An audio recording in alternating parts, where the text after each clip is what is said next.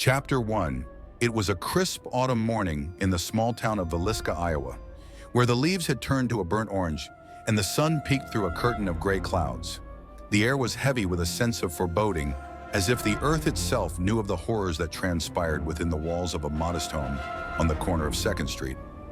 For the Moore family, that morning would be their last, and the echoes of their laughter would soon be replaced by the chilling sound of an axe slicing through flesh. "Josiah, you remember the last time we had a sleepover?" 8-year-old Paul asked, his voice high-pitched with excitement. He was nestled in the bed with his siblings, waiting for the arrival of their friends, the Stillinger girls. The smell of freshly baked pies wafted through the air, a sweet scent that would soon be tainted by a different kind of aroma. "Yeah, and we stayed up all night telling ghost stories," replied 12-year-old Herman, barely able to suppress a grin. "I'm going to scare the girls this time. Just you wait." Little did they know, a far more sinister presence lurked just outside their door. It was a stranger, a specter cloaked in darkness, driven by a hunger for violence that could not be sated. He had watched the family from the shadows, mapping their routines, waiting for the perfect moment to strike. As night fell, laughter erupted from the Moore household, the sound of joy reverberating through the quiet neighborhood. The children played games while their parents prepared the evening meal. But in the stillness of the night, the stranger crept towards the house, a heavy axe gripped tightly in his hand. Inside, the warmth of the home contrasted sharply with the chill that enveloped the intruder. He could hear the faint giggles of children, the clinking of dishes, and it drove him into a frenzy. "You think you're safe?" he muttered to himself, his heart racing with anticipation. "You think you're untouchable?" Without warning, the door creaked open, and he slipped inside, the darkness swallowing him whole. The children, oblivious to the looming danger, continued their games, while the parents exchanged worried glances. Something felt off, but they dismissed it. After all, they were just a family enjoying a quiet evening. "Come on, let's go to the attic," Paul exclaimed, pulling his siblings along. The idea was innocent, a child's whim, but the attic was dark and filled with cobwebs, a perfect hideaway for a monster. As they climbed the stairs, the intruder moved silently behind them, a predator stalking its prey. Once at the top, the children began to play, their laughter echoing off the wooden beams. It was then that the intruder struck. He swung the axe with a ferocity that was unimaginable, the blade biting into flesh and bone as screams filled the air, a cacophony that would haunt the town for generations. "Get away!" Herman shouted, but it was too late. The axe fell again and again, each swing punctuated by a sickening thud, the sound of life being extinguished. Blood splattered the walls, painting a grotesque mural of horror, while the intruder reveled in the chaos, his laughter mingling with the children's cries. "Stop, please!" one of the Stillinger girls begged, her voice trembling as she tried to shield her sister. But the intruder was deaf to their pleas, consumed by a mania that drove him to continue the slaughter. He relished the power he wielded, the absolute control over life and death.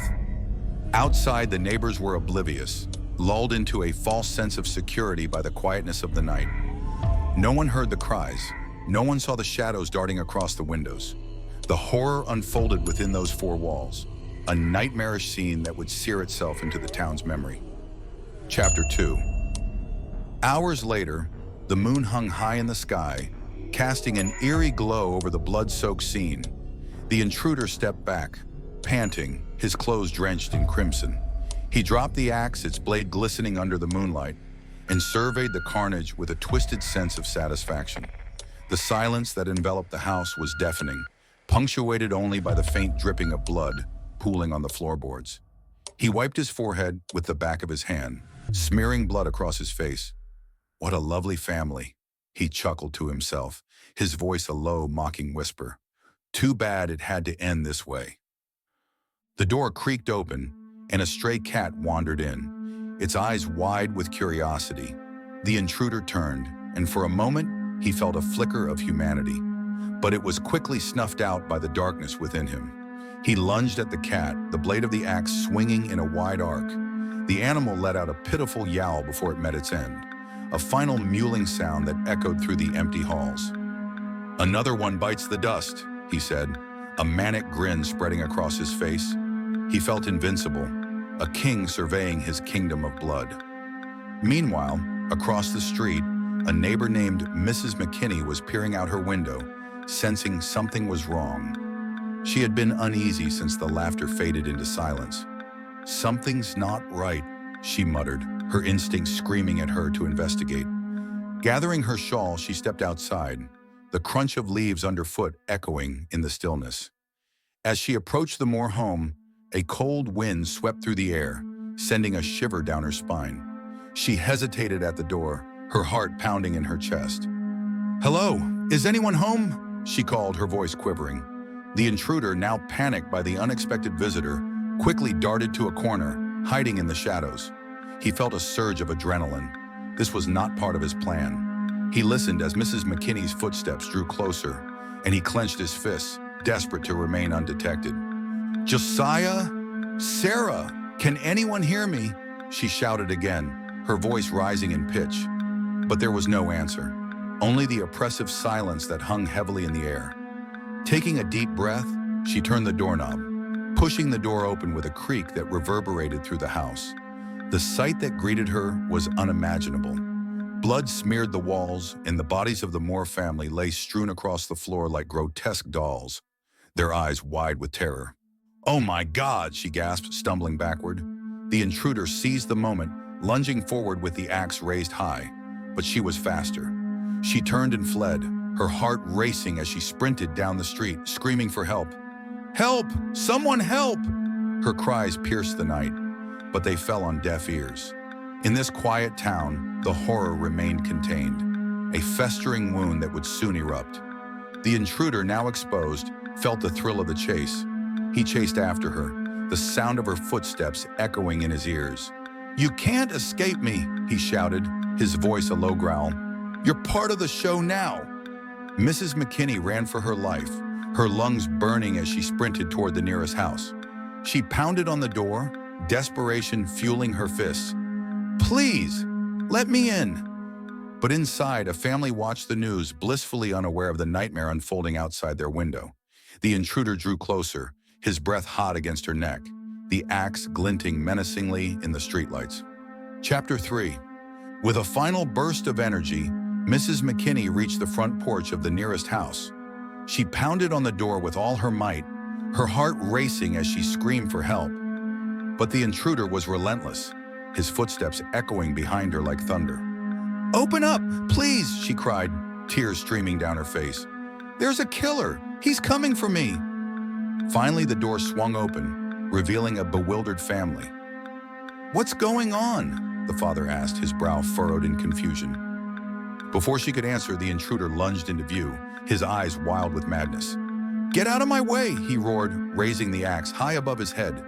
Time seemed to slow as the family realized the threat before them. The father instinctively pushed his wife and children back, preparing to confront the maniac. "Get back inside," he shouted, but it was too late. With one swift motion, the axe fell, cleaving through flesh and bone. The father crumpled to the ground, blood spraying across the porch, while his family screamed in horror. The intruder stepped over the body, his face twisted in a grotesque smile, the thrill of chaos consuming him. "Welcome to the party," he cackled, spinning around to face the terrified family. "You're just in time for the main event." The mother grabbed her children, pulling them back into the house. But the intruder was relentless. He followed them inside, the wooden floorboards slick with blood, the air thick with the metallic scent of death. "What's happening?" one of the children cried, their wide eyes filled with terror. "Stay back," the mother shouted, her voice trembling as she grabbed a kitchen knife from the counter. "Get away from us." But the intruder only laughed, a twisted, maniacal sound that echoed through the house. "You think you can stop me? You're nothing but cattle to the slaughter." The chaos escalated, the sound of screams mingling with the sickening thud of the axe striking flesh. The family fought back, but it was futile. The intruder was a force of nature, a whirlwind of violence that left nothing but destruction in his wake. As the night wore on, the town remained oblivious. The horrors within the Moore home hidden behind closed doors. The bloodshed continued, a gruesome ballet of violence and despair.